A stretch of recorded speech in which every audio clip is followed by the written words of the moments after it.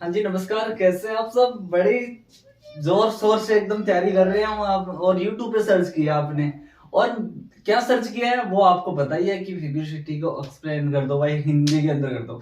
लेकिन हिंदी में नहीं मिल रहा है आपको, मिल रहा तो केवल केवल इंग्लिश में मिला है। लेकिन आपका जो केमिस्ट्री वाला कृष्णा चैनल है ना, ये एकमात्र यूट्यूब पर एक ऐसा चैनल है जो आपको हिंदी और इंग्लिश, क्या बोला मैंने, हिंदी और इंग्लिश दोनों कॉम्बिनेशन भाषा के साथ में मोस्ट इंपोर्टेंट क्वेश्चन है जो प्रोवाइड करवाता है, और आपके एग्जाम है जो बेहतरीन बनाते हैं। केवल एमएससी प्रीवियस और एमएससी फाइनल के लिए चैनल बनाया गया है।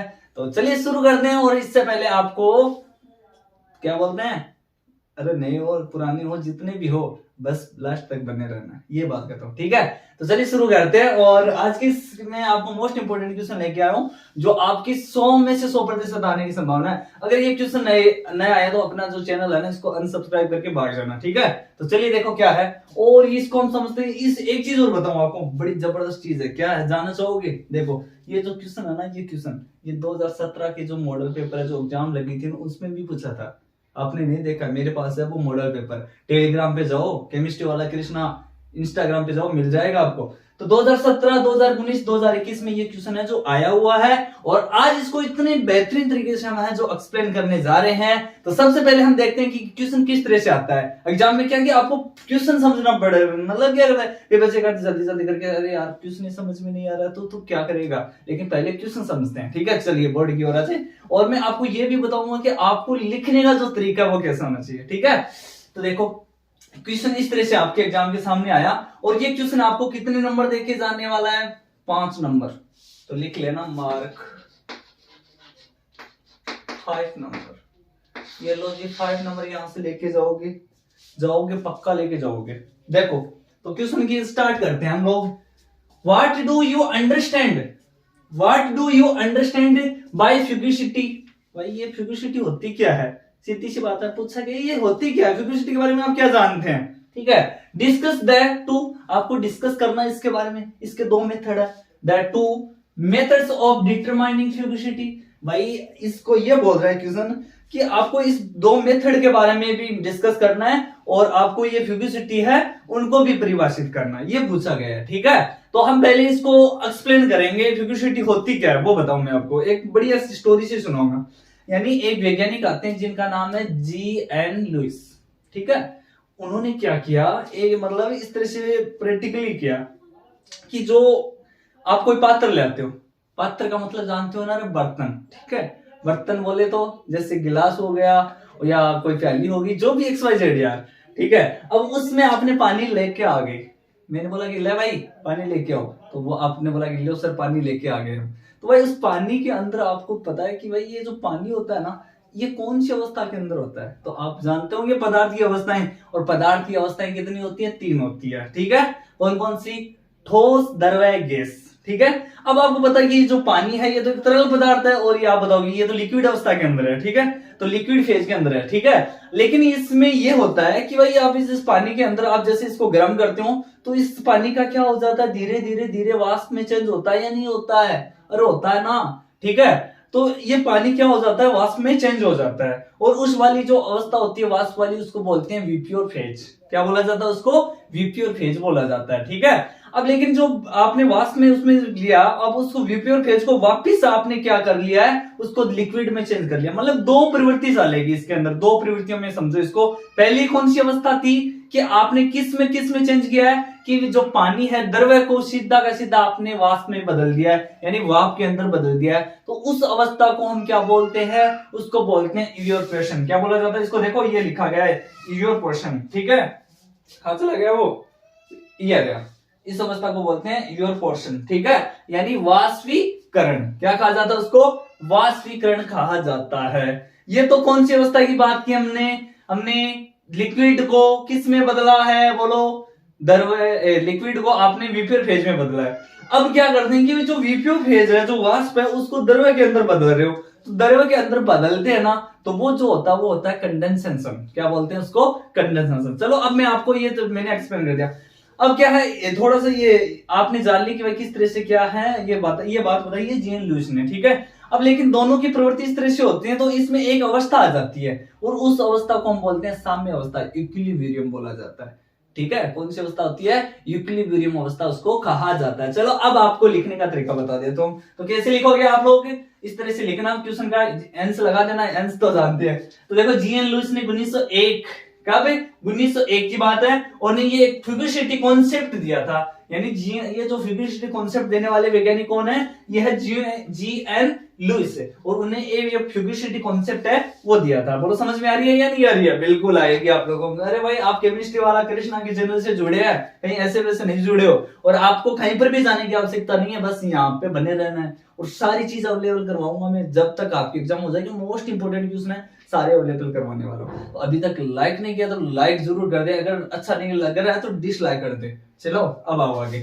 तो देखो जी, जीएन लुईस ने ये कॉन्सेप्ट दे दिया, ठीक है, मान ली। और ये कॉन्सेप्ट किसके लिए दिया है? ये दिया है रियल गैसेज। किसके लिए? Real gases. तो रियल गैसेज का मतलब होता है जो वास्तविक गैस, क्या होते हैं? वास्तविक गैस, ठीक है। तो रियल गैसेज के लिए दिया था, और उसके किसको समझाने के लिए? उसको यानी किसको रिप्रेजेंट करने के लिए? और जो रियल गैस का जो एक्चुअल जो व्यवहार होता है, कैसा व्यवहार दर्शाती है वो एक्चुअल में, तो उसके लिए ये फ्यूगिसिटी का कॉन्सेप्ट दिया। और किसने दिया था? ये जीएन लुईस ने ये कॉन्सेप्ट दिया। बोलो समझ में आई ना? बिल्कुल आएगी। चलो ये इस तरह से लिख देना। अब थोड़ा सा इसके डेफिनेशन को समझते हैं कि भाई इसमें हम लिखें तो कैसे लिखें एग्जाम में, ठीक है। तो आपने यहाँ पे डेफिनेशन डाल देना इस तरह से, नाम, और आपको इस तरह से दोनों मिक्स भाषा में, मैंने बताया ना, हिंदी और इंग्लिश दोनों में बताऊंगा। तो देखो, एक सिस्टम जिनमें वाटर की लिक्विड सिस्टम, यानी कोई तंत्र या पात्र जो भी है, ठीक है। तो एक सिस्टम क्या है? कोई आपने एक सिस्टम लिया है, तो एक सिस्टम जिनमें वाटर की लिक्विड व प्योर, दो फेज होती है। एक सिस्टम होता है उसमें दो अवस्था होती है, एक तो द्रवावस्था होती है, दूसरी वाष्प अवस्था, ठीक है। तो वाटर की लिक्विड व प्योर दोनों फेज जो क्या होती है वहां पे प्रेजेंट होती है, ठीक है, यानी उपस्थित तो होती है। अब क्या है कि एक कांस्टेंट टेम्परेचर पर, यानी आपका जो तापमान है वो क्या है? एकदम से नियत है। तो एक कांस्टेंट टेम्परेचर पर जो वाटर होता है, और इस वाटर मॉलिक्यूल यानी जो H2 होता है हमारा जो अणु, उसकी जो इवापोरेशन द्वारा, कौन से वाष्पीकरण द्वारा लिक्विड फेज से कौन सी अवस्था में चेंज हो जाता है वो? अरे भाई साहब, द्रव अवस्था से सीधा कौन से में जा रहा है वो? द्रव से वाष्प में बदलना है। तो द्रव से वाष्प में बदलना क्या कहलाता है? बोलिए, वाष्पीकरण कहलाता है, ठीक है। तो इवापोरेशन द्वारा लिक्विड फेज से वेपर फेज में जाने की जो प्रवृत्ति होती है, ठीक है, यानी यहाँ पे कौन सी अवस्था में जा रही है, मैंने फिर से बता दिया है कि द्रव से सीधा वाष्प में जा रहा है, ठीक है। अब थोड़ा सा ये आप इसको नोट करें, और थोड़ा सा और आगे वो भी मैं आपको बता देता हूं, ठीक है। तो जल्दी से जल्दी इसको नोट कर लें, अच्छी अच्छी हैंडराइटिंग नोट्स बना लो। अगर नोट्स नहीं है आपके पास, एग्जाम पास में है, तो सीधा हमसे संपर्क करो। और संपर्क आपको बताइए, नंबर है हमारे, व्हाट्सएप नंबर है 9057701545, और इस पे हमें मैसेज कीजिए, अपना सिलेबस भेजिए, और आपको अच्छे अच्छे जो हैंड रिटन नोट्स हैं जो इस तरह से बनाए हुए हैं वो आपको हम प्रोवाइड करवाएंगे, ठीक है जी। तो अब इसका नोट लें, स्क्रीनशॉट लें, जल्दी से जल्दी इसका स्क्रीनशॉट लें।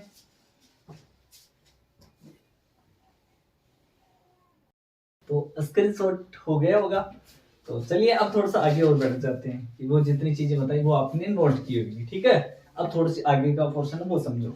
तो देखो क्या है कि भाई इसी प्रकार कंडेंसेशन की बात कर लें। कंडेंसेशन मैंने बता दिया भाई साहब, संघनन, ठीक है। तो इसी प्रकार कंडेंसेशन द्वारा विप्योर का मतलब क्या होता है बता देता हूं मैं भाई। विप्योर का मतलब होता है वाष्प या भाप।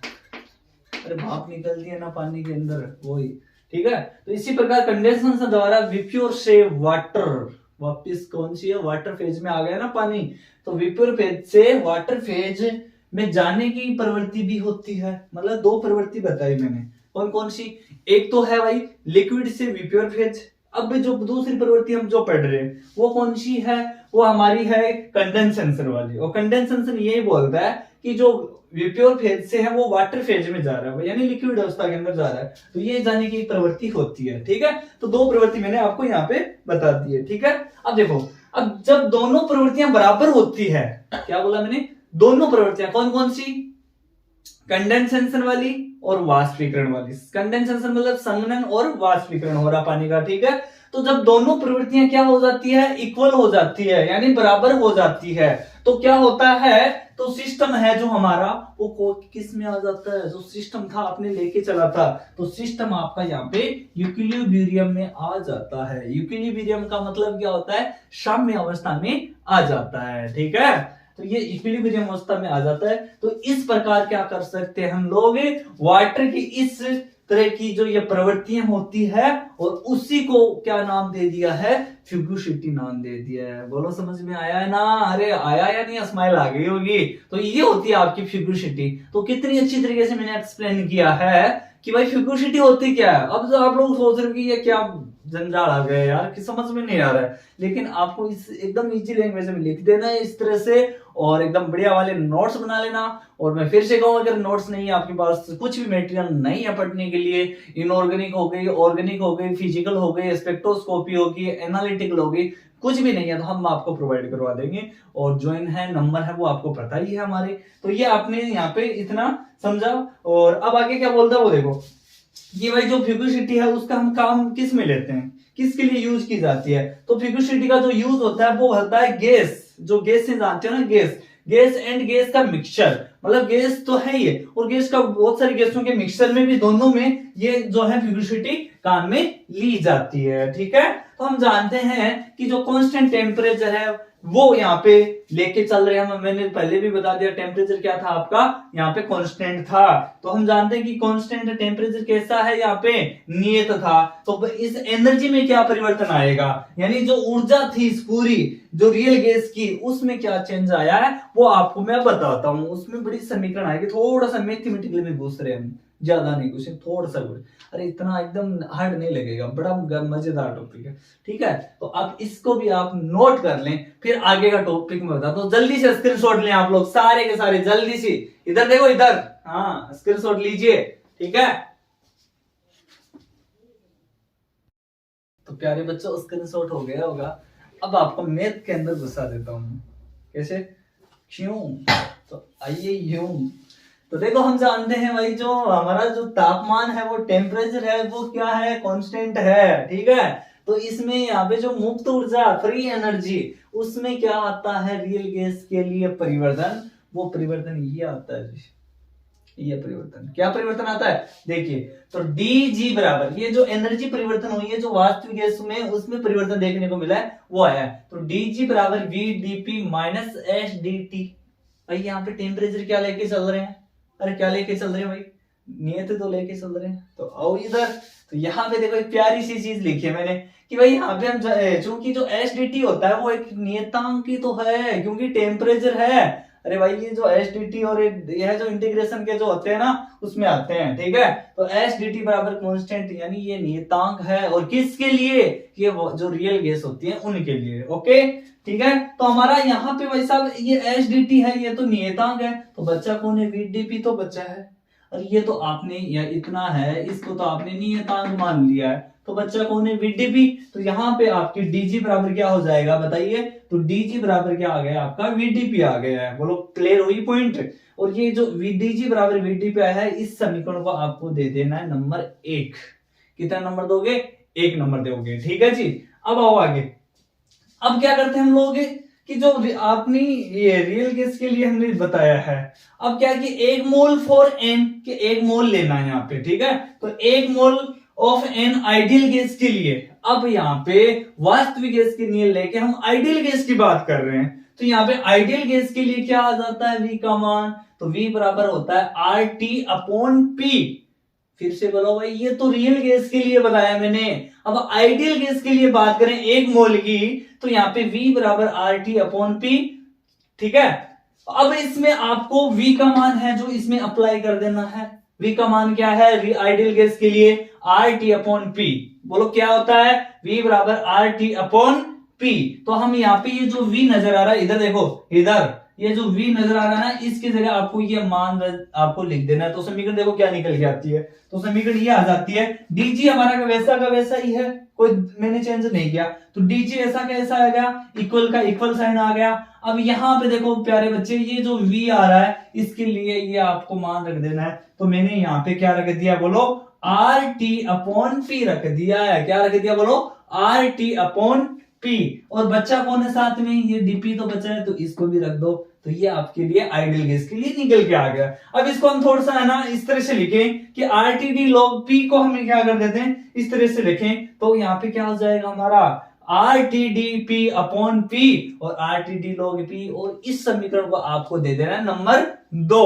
तो आपने ये समझा कि समीकरण 1 आपको समझ में आ गई होगी, बिल्कुल आई ऐसा। अगर आई है तो कमेंट करके बताना कि आपको कैसा लग रहा है वीडियो, ठीक है। तो आरटीडी लॉग पी आ गया, ये समीकरण नंबर कौन सी हमारी 2 आ गई है। अब देखो यहाँ पे ये हमने पोर्शन एकदम अच्छी तरीके से समझ लिया।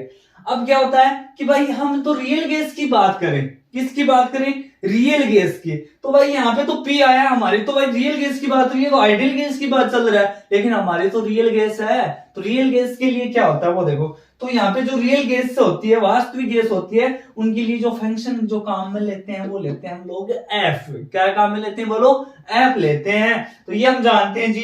तो यहाँ पे क्या हो जाएगा, यहाँ पे हमारा जो समीकरण है वो क्या हो जाएगा, देखो कि डी जी बराबर, क्या बोला मैंने, डी जी बराबर आर टी डो।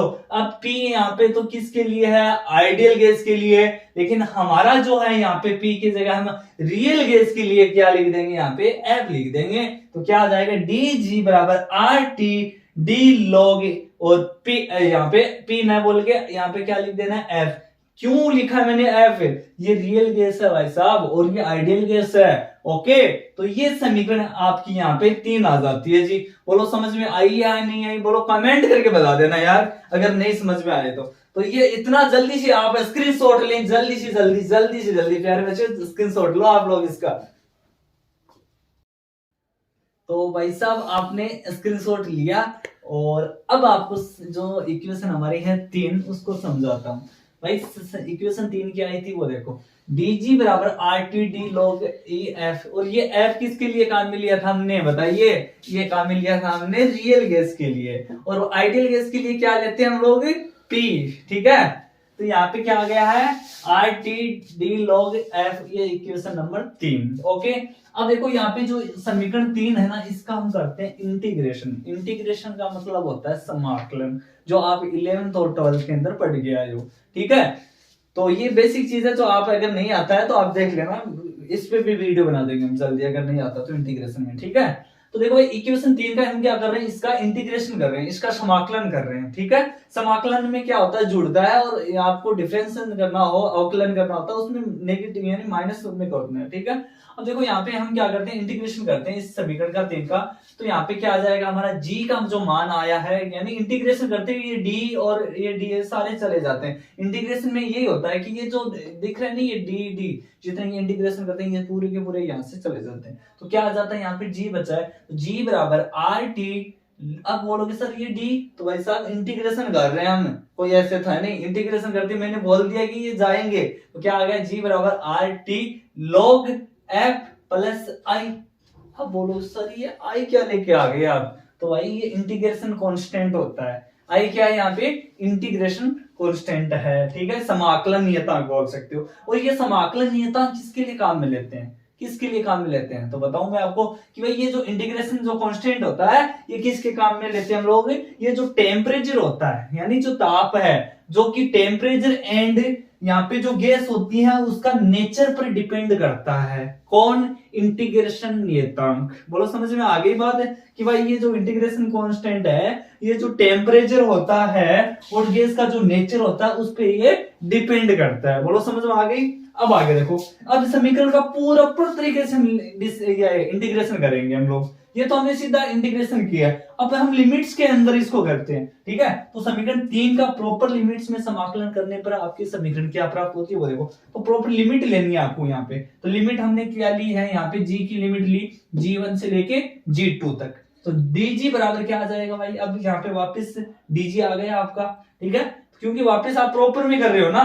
तो dg बराबर f का भी लेना होगा यहाँ पे, तो f1 की हमने लिमिट ले ली f1 से f2, ठीक है। अब R T D log F, ये आपकी यहाँ पे प्रॉपर लिमिट में क्या किया आपने, समाकलन किया है, ठीक है। अब ये करने के बाद में क्या आता है कि इसका जो मान आता है, और आगे जब करते हैं तो G2 माइनस G1 क्या आता है बोला हमने, G2 माइनस G1, ये लिमिट है इसकी, तो बराबर क्या आ जाएगी भाई साहब, डेल जी बराबर RT log E, और ये क्या हो जाएगा इसके F2 अपॉन F1 हो जाएगा, और ये आपकी समीकरण नंबर यहाँ पे 4 निकल के आ जाती है। कौन सी समीकरण आ गई यहाँ पे, समीकरण नंबर 4 आ गई है, ठीक है। और ये किस केस के लिए निकली है बताइए मेरे को, ये रियल केस के लिए निकली है, ठीक है। तो आप इसको स्क्रीनशॉट लें और जल्दी से इसका नोट कर लो यार, आप जल्दी से। बच्चों स्क्रीनशॉट हो गया, नोट भी हो गया होगा, ठीक है, और समझ में भी आ गया होगा। अब थोड़ा सा और बता देता हूँ, ज्यादा नहीं है, बस आप सोचो कि सर बड़ा हो रहा है वीडियो, अरे बड़ा नहीं होगा, समझने के लिए आपको टाइम तो चाहिए ना, ठीक है। तो फॉर ए आइडियल गैस, अब हम बात करते हैं, पहले तो रियल गैस की बात की थी, अब हमारी आइडियल गैस जानते होंगे आप लोग, आदर्श गैस, ठीक है। तो इसके लिए हमारा यहाँ पे क्या मान आता है वो देखो, तो डेल जी बराबर RT log E P2 upon P1। अब P यहाँ पे क्या होता है, प्रेशर होता है, ठीक है। तो डेल जी बराबर RT log E P2 upon P1, और इस समीकरण को नंबर दे देना आपको 5। ओके, इतनी बात समझ में आ गई। समीकरण 4 तो किसके लिए आई थी, हमारी रियल गैस के लिए आई थी। समीकरण 5 किसके लिए आ गई, आपकी आइडियल गैस के लिए आ गई है, ठीक है। अब देखो यहाँ पे, तो समीकरण 4 व 5 से तुलना से स्पष्ट होता है कि जो फ्यूगिसिटी होती है, क्या फ्यूगिसिटी होती है, वो क्या होती है, समानुपाती होती है प्रेशर, ठीक है। यानी फ्यूगिसिटी समानुपाती क्या हो गया यहाँ पे, प्रेशर यानी दाब, ठीक है। यानी फ्यूगिसिटी किसके लिए काम में लेते हैं हम लोग, रियल गैस के लिए काम में लेते हैं, और प्रेशर किसके लिए लेते हैं हम लोग, आइडियल गैस, आदर्श गैस, ठीक है। तो यहाँ पे जब प्रोपोर्शनल यानी समानुपाती कांस्टेंट है, यानी इसको हमने क्या माना यहाँ पे, नियत, ठीक है, नियतांक। तो ये क्या समानुपाती कांस्टेंट है, कब, जब यूनिटी लेते हैं तब, ठीक है। ये यहाँ पे क्या होता है भाई, ये अरे भाई सीधा देखो, यूनिटी लेने पर क्या हो जाता है, ये यहाँ पे कांस्टेंट हो जाता है। आप बोल रहे हो कि फ्यूगिसिटी समानुपाती प्रेशर होता है, लेकिन जब हम यूनिटी लेते हैं तो अब यहाँ पे क्या हो जाता है, ये क्या हो जाता है, कांस्टेंट, ठीक है। तो क्या आ जाती है कि फ्यूगिसिटी होती है, वो होती है प्रेशर के बराबर, यानी जो आपकी फ्यूगिसिटी है ये किसके बराबर होती है, दाब के बराबर होती है जी। ओके, अब देखो थोड़ा सा गौर है, वो बताऊं मैं कि भाई रियल गैस की बात करें तो रियल गैस के लिए हमने क्या काम में लिया था, F लिया था, एंड आइडियल गैस के लिए क्या लिया था, बोलो P लिया था। तो दोनों के लिए एक दूसरे की क्या नहीं होती है, समानुपाती नहीं होती है जी। क्यों नहीं होती है, क्योंकि आपके आप यूनिटी ले रहे हो, तो नियत तो पहले ही कर चुके हो, तो भाई यहाँ पे ये समानुपाती थोड़ी ना होगी, क्योंकि आपने यूनिटी लिया तो यहाँ पे तो कांस्टेंट हो गए नहीं है, ठीक है। तो समानुपाती नहीं होते हैं, लेकिन जब दाब, प्रेशर को क्या किया जाए, कम किया जाए, आपने वहां पे क्या है, जो दाब है उसको क्या कर दिया भाई, कम कर दिया है, तब क्या परिवर्तन आता है, यानी ये जो समानुपाती होते हैं तब इस दोनों में परिवर्तन ये हो जाता है जी। ये देखो F अपॉन P, ये क्या हो जाती है, समानुपाती ना होके व्युत्क्रमानुपाती हो जाती है। तो F अपॉन क्या हो गई है, P हो गई है जी। तो गैस की स्थिति आने पर, तो ये F अपॉन P की यहाँ पे जो गैस की स्थिति गैसीय आ गई है, व्युत्क्रमानुपाती आ गई है, F अपॉन P, ठीक है। तो यहाँ पे F अपॉन P का मान है वो क्या है, कांस्टेंट होता है। तो ये हम देख चुके हैं, बोलो समझी या नहीं समझी, ठीक है। तो ये हमारा क्या हो गया है, कांस्टेंट हो गया है। तो इस प्रकार इसी स्थिति में ही F यानी फ्यूगिसिटी, P प्रेशर का जो रोल है वो प्ले करती है, कौन, फ्यूगिसिटी है जो रोल प्ले करती है। तो ये आज का लेक्चर आपको यहाँ पे एंड हो जाता है, और कमेंट करके जरूर बताना कि आज का ये लेक्चर आपको कैसा लगा। अगर आप चाहते हैं कि मैं नेक्स्ट लेक्चर इसी तरह से आपको प्रोवाइड करूं, तो कमेंट करके बताना कि कौन से टॉपिक, इनऑर्गेनिक, ऑर्गेनिक, फिजिकल, जो आपको चाहिए वो आप मेरे को कमेंट करते हैं। तो चैनल पे पहली बार है तो लाइक करें, शेयर करें, सब्सक्राइब करें, वो आप पे डिपेंड करते हैं। Thank you so much.